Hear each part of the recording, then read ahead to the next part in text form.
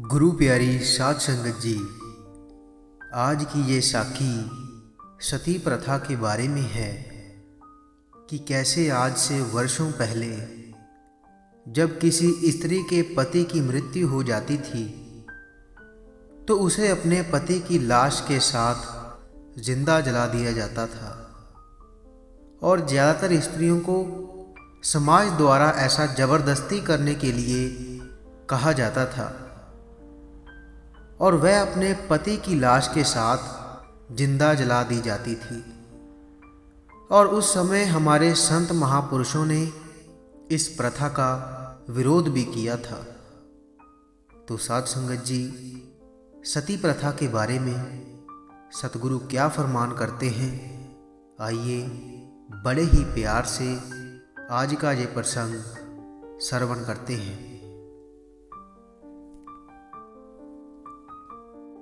साध संगत जी, सती प्रथा हिंदुस्तान की वह काली प्रथा रही है जब पति के मर जाने पर उसकी पत्नी को उसकी चिता के साथ जिंदा जला दिया जाता था।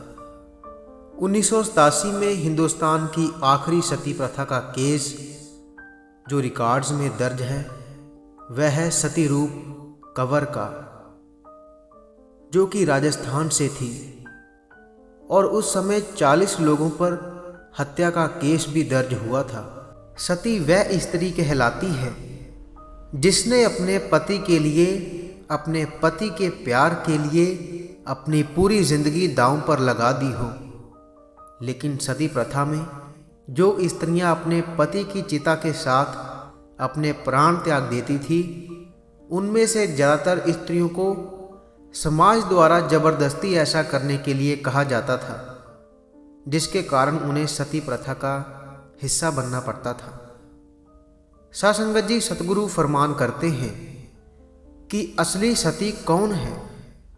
सतगुरु वाणी का उच्चारण कर फरमान करते हैं, जो कि श्री गुरु ग्रंथ साहिब जी में अंग 787 में दर्ज है।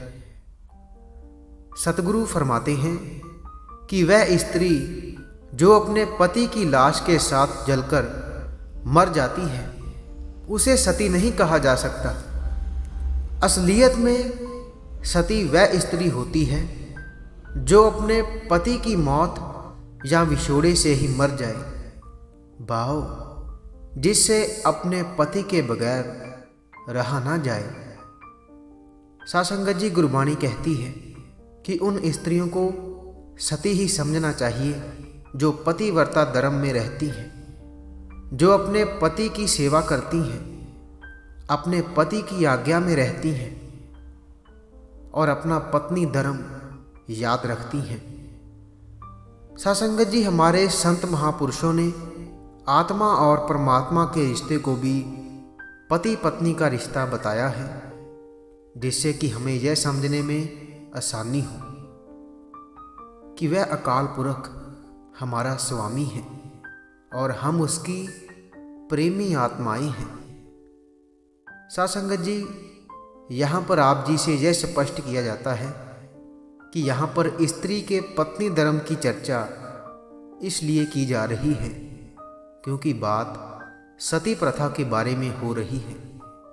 नहीं तो गुरबाणी में स्त्री और पुरुष को बराबर का दर्जा दिया गया है।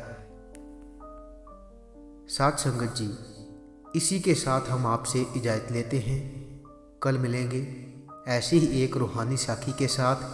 अगर आप रोज़ाना रूहानी साखियाँ सुनना पसंद करते हैं तो आप इस चैनल को सब्सक्राइब कर लीजिए और साथ ही बेल आइकन पर भी ज़रूर प्रेस कीजिए ताकि हम जैसे ही नई साखी अपलोड करेंगे उसकी नोटिफिकेशन आप तक पहुंच जाया करेगी।